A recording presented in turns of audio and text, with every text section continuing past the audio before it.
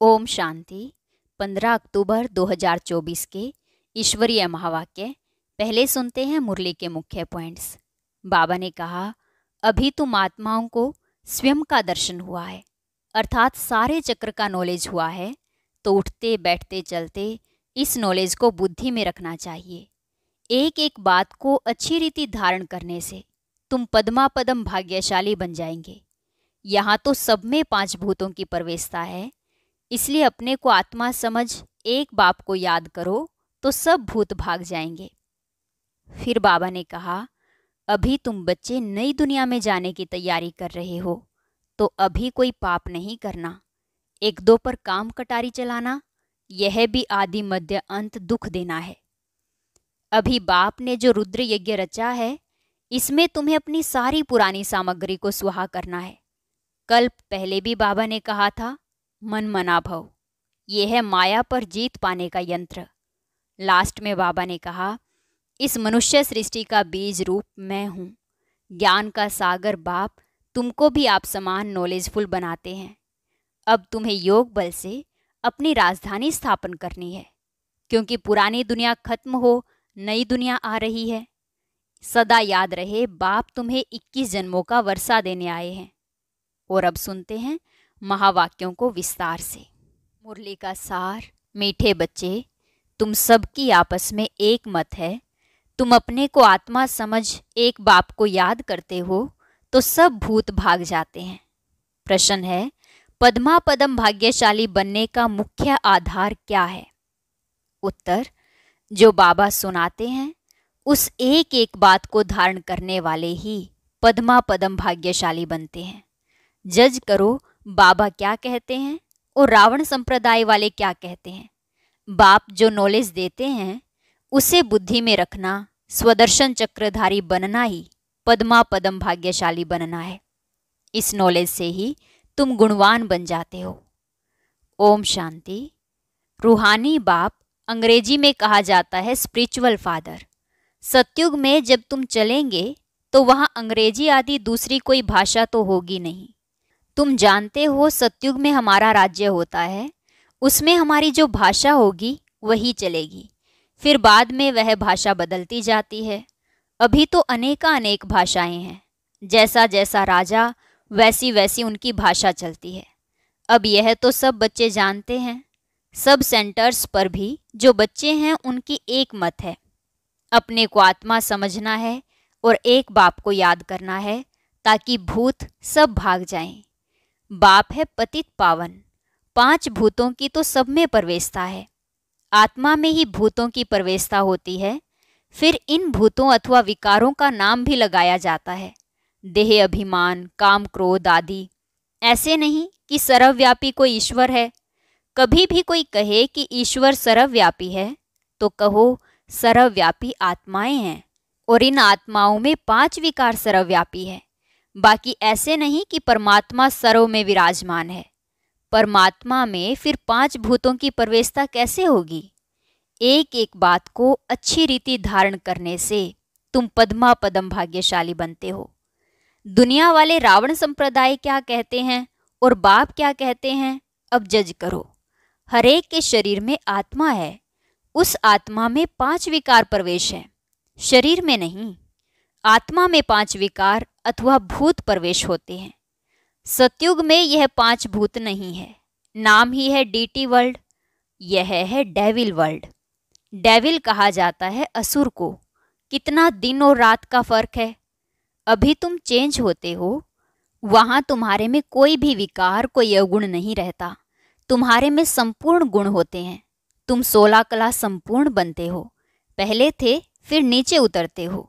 इस चक्र का अभी मालूम पड़ा है। 84 का चक्र कैसे फिरता है। हम आत्मा को स्व का दर्शन हुआ है, अर्थात इस चक्र का नॉलेज हुआ है। उठते बैठते चलते तुमको यह नॉलेज बुद्धि में रखना है। बाप नॉलेज पढ़ाते हैं। यह रूहानी नॉलेज बाप भारत में ही आकर देते हैं। कहते हैं ना, हमारा भारत। वास्तव में हिंदुस्तान कहना तो रोंग है। तुम जानते हो, भारत जब स्वर्ग था तो सिर्फ हमारा ही राज्य था और कोई धर्म नहीं था। न्यू वर्ल्ड थी, नई दिल्ली कहते हैं ना। दिल्ली का नाम असल दिल्ली नहीं था, परिस्तान कहते थे। अभी तो नई दिल्ली और पुरानी दिल्ली कहते हैं। फिर न पुरानी न नई दिल्ली होगी, परिस्तान कहा जाएगा। दिल्ली को कैपिटल कहते हैं। इन लक्ष्मी नारायण का राज्य होगा और कुछ भी नहीं होगा, हमारा ही राज्य होगा। अभी तो राज्य नहीं है, इसलिए सिर्फ कहते हैं हमारा भारत देश है। राजाएं तो है नहीं। अब तुम बच्चों की बुद्धि में सारा ज्ञान चक्र लगाता है। बरोबर पहले पहले इस विश्व में देवी देवताओं का राज्य था और कोई राज्य नहीं था। जमुना का किनारा था, उसको परिस्तान कहा जाता था। देवताओं की कैपिटल दिल्ली ही रही है तो सभी को कशिश होती है। सबसे बड़ी भी है, एकदम सेंटर बीच है। मीठे मीठे बच्चे जानते हैं पाप तो जरूर हुए हैं, पाप आत्मा बन गए हैं। सतयुग में होते हैं पुण्य आत्माएं।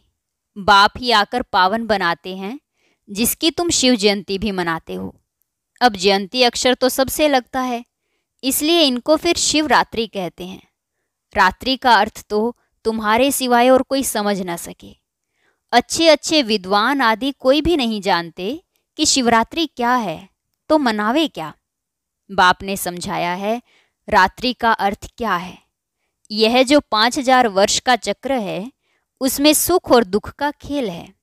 सुख को कहा जाता है दिन, दुख को कहा जाता है रात। तो दिन और रात के बीच में आता है संगम। आधा कल्प है सोजरा, आधा कल्प है अंधियारा। भक्ति में तो बहुत टिक टिक चलती है। यहाँ है सेकंड की बात, बिल्कुल इजी है, सहज योग। तुमको पहले जाना है मुक्ति धाम, फिर तुम जीवन मुक्ति और जीवन बंद में कितना समय रहे हो, यह तो तुम बच्चों को याद है, फिर भी घड़ी घड़ी भूल जाते हो। बाप समझाते हैं योग अक्षर है ठीक, परंतु उन्हों का है जिस्मानी योग। यह है आत्माओं का परमात्मा के साथ योग। सन्यासी लोग अनेक प्रकार के हठ योग आदि सिखाते हैं, तो मनुष्य मूंझते हैं। तुम बच्चों का बाप भी है तो टीचर भी है, तो उनसे योग लगाना पड़े ना। टीचर से पढ़ना होता है। बच्चा जन्म लेता है तो पहले बाप से योग होता है, फिर 5 वर्ष के बाद टीचर से योग लगाना पड़ता है, फिर वानप्रस्थ अवस्था में गुरु से योग लगाना पड़ता है। 3 मुख्य याद रहते हैं, वह तो अलग अलग होते हैं। यहाँ यह एक ही बार बाप आकर बाप भी बनते हैं, टीचर भी बनते हैं। वंडरफुल है ना। ऐसे बाप को तो जरूर याद करना चाहिए। जन्म जन्मांतर 3 को अलग अलग याद करते आए हो। सतयुग में भी बाप से योग होता है, फिर टीचर से होता है। पढ़ने तो जाते हैं ना, बाकी गुरु की वहाँ दरकार नहीं रहती, क्योंकि सब सदगति में है। यह सब बातें याद करने में क्या तकलीफ है, बिल्कुल सहज है। इनको कहा जाता है सहज योग, परंतु यह है अनकॉमन। बाप कहते हैं मैं यह टेम्परेरी लोन लेता हूँ, सो भी कितना थोड़ा समय लेता हूँ। 60 वर्ष में वानप्रस्थ अवस्था होती है। कहते हैं 60 लगी लाठ। इस समय सबको लाठी लगी हुई है। सब वानप्रस्थ निर्वाण धाम में जाएंगे। वह है स्वीट होम, स्वीटेस्ट होम। उनके लिए ही कितनी अथाह भक्ति की है। अभी चक्कर फिर कर आए हो। मनुष्यों को यह कुछ भी पता नहीं। ऐसे ही गपोड़ा लगा दिया है कि लाखों वर्ष का चक्र है। लाखों वर्ष की बात हो तो फिर रेस्ट मिल न सके, रेस्ट मिलना ही मुश्किल हो जाए। तुमको रेस्ट मिलती है, उसको कहा जाता है साइलेंस होम, इनकॉर्पोरियल वर्ल्ड। यह है स्थूल स्वीट होम, वह है मूल स्वीट होम। आत्मा बिल्कुल छोटा रॉकेट है, इनसे तीखा भागने वाला कोई होता नहीं। यह तो सबसे तीखा है। 1 सेकंड में शरीर छूटा और यह भागा। दूसरा शरीर तो तैयार रहता है। ड्रामा अनुसार पूरे टाइम पर उनको जाना ही है। ड्रामा कितना एक्यूरेट है, इनमें कोई इनएक्यूरेसी है नहीं। यह तुम जानते हो। बाप भी ड्रामा अनुसार बिल्कुल एक्यूरेट टाइम पर आते हैं। 1 सेकंड का भी फर्क नहीं पड़ सकता। मालूम कैसे पड़ता है कि इनमें बाप भगवान है? जब नॉलेज देते हैं, बच्चों को बैठ समझाते हैं। शिवरात्रि भी मनाते हैं ना। मैं शिव कब और कैसे आता हूँ वह तुमको तो पता नहीं है। शिवरात्रि कृष्ण रात्रि मनाते हैं, राम की नहीं मनाते, क्योंकि फर्क पड़ गया ना। शिवरात्रि के साथ श्री कृष्ण की भी रात्रि मना लेते हैं, परंतु जानते कुछ भी नहीं। यहाँ है ही आसुरी रावण राज्य। यह समझने की बातें हैं। यह तो बाबा है। बूढ़े को बाबा कहेंगे, छोटे बच्चे को बाबा थोड़े कहेंगे। कोई कोई लव से भी बच्चे को बाबा कह देते हैं, तो उन्होंने भी श्री कृष्ण को लव से कह दिया है। बाबा तो तब कहा जाता है जब बड़े हो और फिर बच्चे पैदा करते हो। श्री कृष्ण खुद ही प्रिंस है, उनको बच्चे कहाँ से आए? बाप कहते ही हैं, मैं बुजुर्ग के तन में आता हूँ। शास्त्रों में भी है, परंतु शास्त्रों की सब बातें एक्यूरेट नहीं होती। कोई कोई बात ठीक है। ब्रह्मा की आयु माना प्रजापिता ब्रह्मा की आयु कहेंगे, वह तो जरूर इस समय होगा। ब्रह्मा की आयु मृत्युलोक में खत्म होगी। यह कोई अमर लोक नहीं है। इनको कहा जाता है पुरुषोत्तम संगम युग। यह सिवाय तुम बच्चों के और कोई की बुद्धि में नहीं हो सकता। बाप बैठ बताते हैं, मीठे मीठे बच्चों, तुम अपने जन्मों को नहीं जानते हो। हम बतलाते हैं कि तुम 84 जन्म लेते हो। कैसे? तो भी तुमको पता पड़ गया है।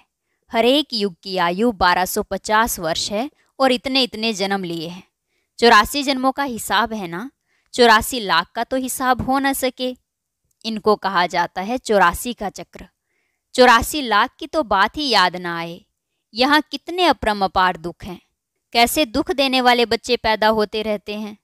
इसको कहा जाता है घोर नर्क, बिल्कुल छीछी दुनिया। तुम बच्चे जानते हो, अभी हम नई दुनिया में जाने के लिए तैयारी कर रहे हैं। पाप कट जाएं तो हम पुण्य आत्मा बन जाएं। अभी कोई पाप नहीं करना है। एक दो पर काम कटारी चलाना, यह आदि मध्य अंत दुख देना है। अभी यह रावण राज्य पूरा होता है। अभी है कलयुग का अंत। यह महाभारी लड़ाई है अंतिम। फिर कोई लड़ाई आदि होगी ही नहीं। वहां कोई भी यज्ञ रचे नहीं जाते। जब यज्ञ रचते हैं तो उसमें हवन करते हैं। बाप ने भी यह जो रुद्र यज्ञ रचा है, इसमें बच्चे अपनी पुरानी सामग्री सब स्वाहा कर देते हैं। अब बाप ने समझाया है, यह है रुद्र ज्ञान यज्ञ। रुद्र शिव को कहा जाता है। रुद्रमाला कहते हैं ना। निवृत्ति मार्ग वालों को प्रवृत्ति मार्ग की रस्म रिवाज का कुछ भी पता नहीं। वह तो घर बार छोड़ जंगल में चले जाते हैं। नाम ही पड़ा है सन्यास। किसका सन्यास? घर बार का। खाली हाथ निकलते हैं। पहले तो गुरु लोग बहुत परीक्षा लेते हैं, काम कराते हैं। पहले भिक्षा में सिर्फ आटा लेते थे, रसोई नहीं लेते थे। उन्हों को जंगल में ही रहना है। वहाँ कंद मूल फल मिलते हैं। यह भी गायन है, जब सतो प्रधान सन्यासी होते हैं तब यह खाते हैं। अभी तो बात मत पूछो क्या क्या करते रहते हैं। इसका नाम ही है विशस वर्ल्ड। वह है वाइसलेस वर्ल्ड, तो अपने को विशस समझना चाहिए ना। बाप कहते हैं, सत्युग को कहा जाता है शिवालय, वाइसलेस वर्ल्ड। यहाँ तो सब हैं पतित मनुष्य, इसलिए देवी देवता के बदले नाम ही हिंदू रख दिया है। बाप तो सब बातें समझाते रहते हैं। तुम असल में हो बेहद बाप के बच्चे। वह तो तुम्हें 21 जन्मों का वर्षा देते हैं। तो बाप मीठे मीठे बच्चों को समझाते हैं, जन्म जन्मांतर के पाप तुम्हारे सिर पर है। पापों से मुक्त होने के लिए ही तुम बुलाते हो। साधु संत आदि सब पुकारते हैं, हे पतित पावन, आओ आकर हमको पावन बनाओ।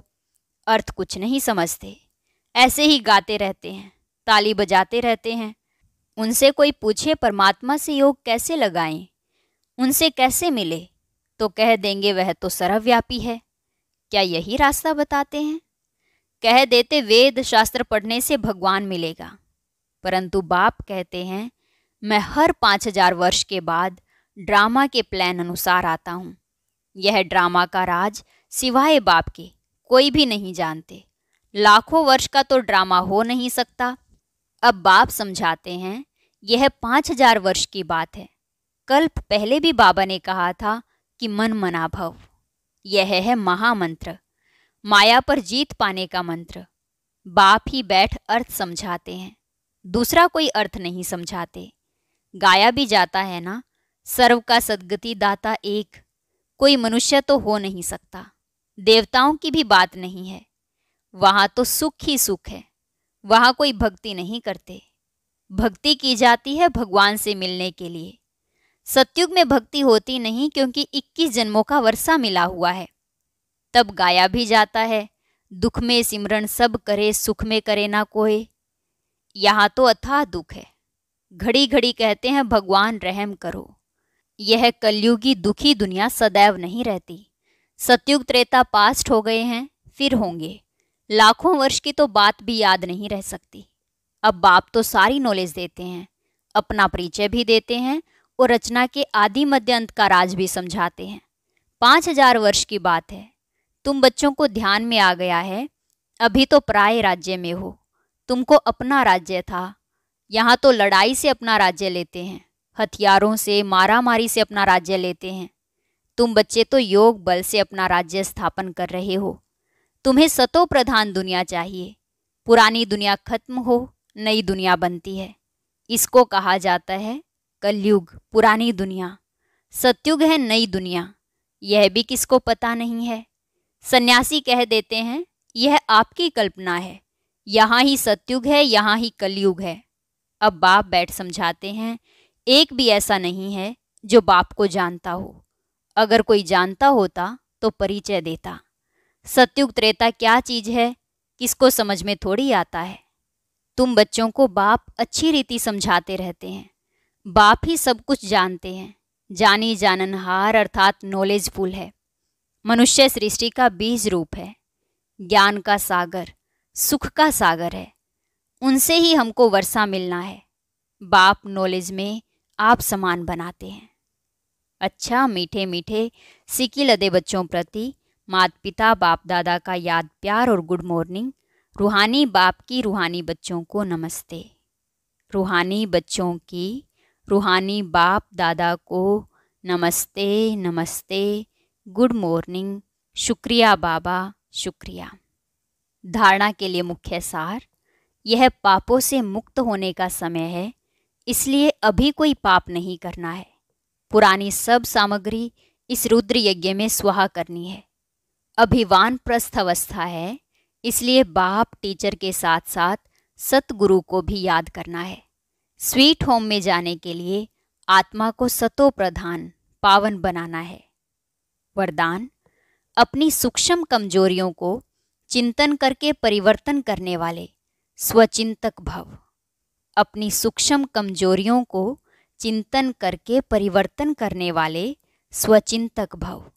सिर्फ ज्ञान की पॉइंट्स रिपीट करना, सुनना व सुनाना ही स्वचिंतन नहीं है, लेकिन स्वचिंतन अर्थात अपनी सूक्ष्म कमजोरियों को, अपनी छोटी छोटी गलतियों को चिंतन करके मिटाना, परिवर्तन करना, यही है स्वचिंतक बनना।